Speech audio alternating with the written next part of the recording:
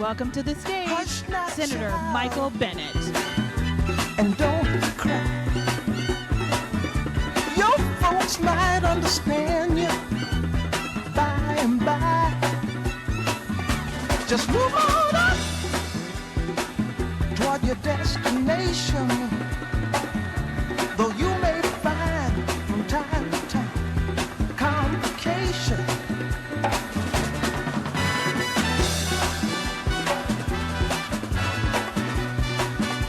Hello, Iowa. You are a patient group of people. I didn't know how patient, and I want to thank you for allowing all of us to impose on you. I want to particularly thank you for the kindness that you've shown me and my family as we've traveled the state of Iowa. And I want to thank my friend Tom Harkin, my chairman, who is right here. Tom, thank you for your leadership, and thank you for your friendship. I've been in the Senate, as Tom knows, for 10 years. It's hard for me to believe that it's been a decade. We served on 2 committees together. But tonight, I want to talk to you not as a senator, but as the only superintendent of schools who has ever run for president of the United States. I worked for the kids in the Denver public schools before I went to the Senate. It's a school district that's got about $1 billion budget. For reference, that's about 3 times the size of a certain municipality in the state of Indiana. I'm just saying. It has 95,000 children in it, most of whom live in poverty, most of whom are kids of color. And if their parents were here tonight, what they would tell you is that they are killing themselves at work. And no matter what they do, they can't get their kids out of poverty. And it reminds me a lot of the town hall meetings I've had for the last 10 years in Colorado and in Iowa and in New Hampshire, where people come and they say, Michael, we are working really hard, but we can't afford housing. We can't afford health care. We can't afford higher education. We can't afford early childhood education. And Iowa, that's why I'm running for president, to restore opportunity to the American people. That's what we have to do. When I was deciding to run for president, I'm not as much of a celebrity as some other people, and I'm not as well known, but I went home to talk to my kids and my wife, Susan, and I asked them, what do you think? Should I run for president? My 15-year-old, of course, said yes, because she saw it as a way of keeping me away from her and out of the house. I don't know what's going on there tonight. My 20-year-old daughter said to me, you should run, Dad, because if you run and you tell the truth and you lose, no one can fault you for it. And I said, that's good, Caroline, because there is no other reason for me to run but to tell the truth, and I don't think there's any other way for me to win. And so I was so happy about a month or 2 ago when I was able to take the headline of the Des Moines Register and show it to Caroline. That headline on the editorial said, Michael Bennet pounds truth into this campaign. And Iowa, that's what I'm trying to do, because this time is too important. It's too important. And that's why I want to tell you tonight, Iowa, that our kids do not have the time for us to spend the next 10 years fighting a losing battle for Medicare for all. And that's not because it's a big idea. That's because there are better ideas. And here are some from the perspective of the kids that I used to work for. We could make sure that everybody in this country that works hard 40 hours a week can actually raise a family in this country because they're paid a decent wage.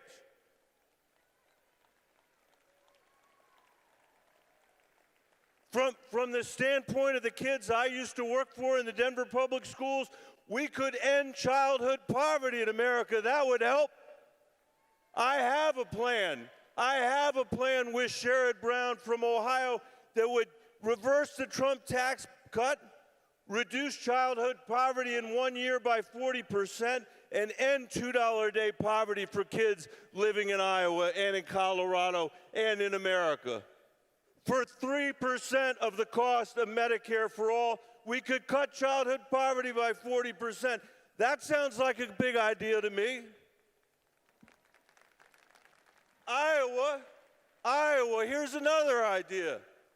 We could make our schools engines of opportunity again in the United States of America. And we could do that not by promising free college, but by delivering free preschool to every kid in America who needs it. And let me tell you something, that's every kid in America. And what about the 70% of kids who graduate from high school and don't go to college? We could fix high school so that when they leave, they can earn a living wage, not just the minimum wage. That would transform the lives of millions of Americans and our economy.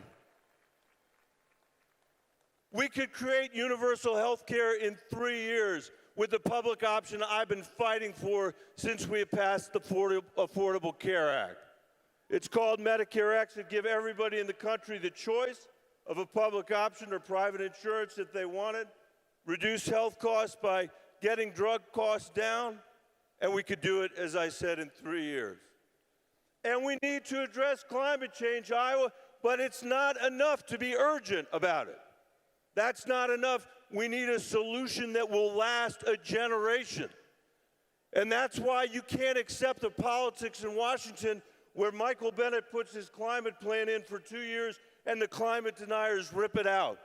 And then we put it in for 2 years and they rip it out. That's how politics in Washington works today. That's not good enough for the American people, and trying isn't enough. Having good intentions is not enough.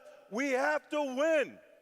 And we have to win again and again and again so our kids inherit a planet that can be sustained. And to do that, Iowa, we have to fix our broken politics. We have to take the money out of politics and put people back into politics. And I'm telling you, if you elect me president, I will lead an effort in every one of the 50 states to overturn Citizens United and to engage the next generation of Americans in our democracy, which is what we need to do. This might sound really hard, but it's no harder than anything any other Americans have done. I tell kids when they come to Washington, D.C., they have a tendency to think, Tom, they have a tendency to think it was all just there. The Capitol was there, the White House was there, the Supreme Court was there. None of it was just there. 230 years ago, it was just an idea. That's all it was. And the founders of this country did two incredible things in their generation. They led a successful revolution against a colonial power that had never happened before. They wrote a constitution that was ratified by the people that would live under that constitution. That had never happened before. But they did something terrible as well. They perpetrated human slavery, and we will be with that for the rest of our days. What's important to remember is it took other Americans to end slavery in this country. Frederick Douglass, I tell them about him, born a slave in the United States of America, and because of his leadership and what he did, he saw human slavery end in this country in his generation.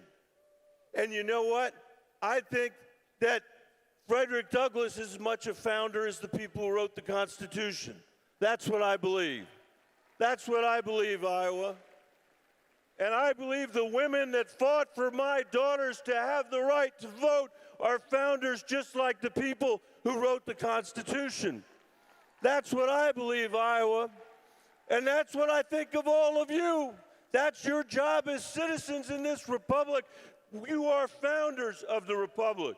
It is that elevated a sense of what your responsibility is. And when you have a president who doesn't believe in the rule of law, who doesn't believe in the separation of powers, who doesn't believe in the independence of the judiciary, who doesn't believe in the freedom of the press, even who does not believe in our democracy, you have a job to do. You may not have asked for it, but you know what your job is? It is to save this democracy for the next generation of Americans. That is what you are being asked to do, Iowa. That is what you are being asked to do. And I know you won't shirk that responsibility. We can't and live up to the example that our parents and grandparents set up for us. I'm not scared of Donald Trump, Iowa, and I don't think you are either. I've already had the hardest job you can have in America, being a school superintendent, other than being a school teacher. And by the way, we should pay them what they deserve as professionals. But I know what to do with a schoolyard bully like Donald Trump. And I need your help. I need your help, Iowa, to help you. I need you to help put me in a position to be able to win this race, because I know I have the experience and temperament and agenda to beat Donald Trump. I know it is an agenda that Cindy and Abby can run on. I'm the only person in this race who's won 2 national races in a swing state, and I know how to do it. I know how to win Colorado and Iowa and Maine and Arizona to get us a majority in the Senate and to get us the White House as well. But I can't do it without you. So I'm asking for your help tonight. If you want a president who gives a damn about your kids, join my campaign. If you want somebody who's going to fight for an economy that works for every American, join my campaign. If you want somebody who's going to fight for our democracy and to reestablish our alliances around the world, join my campaign. Iowa, if you want somebody who will tell you the truth, even when it's hard to do it, join my campaign. I want to thank all of you again for the opportunity to be here tonight, for the kindness that you've shown Susan, Caroline, Helena, and Ann. And we look forward to seeing you on caucus night, because more surprising things have happened than this, Iowa. I can assure you of that. Let's go do our work as founders. Thanks for having me today. It's great to see all of you. Thank you, Iowa Democrats. Thank you.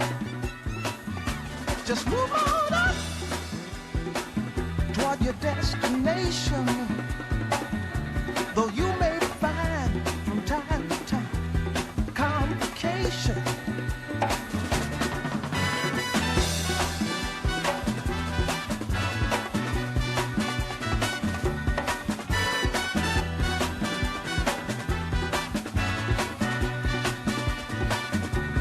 Bite your lip and take the trip. Though there may be wet road ahead and you cannot slip, just move on up.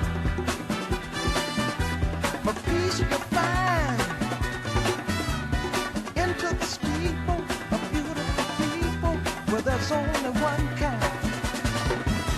So hush not, child, and don't cry.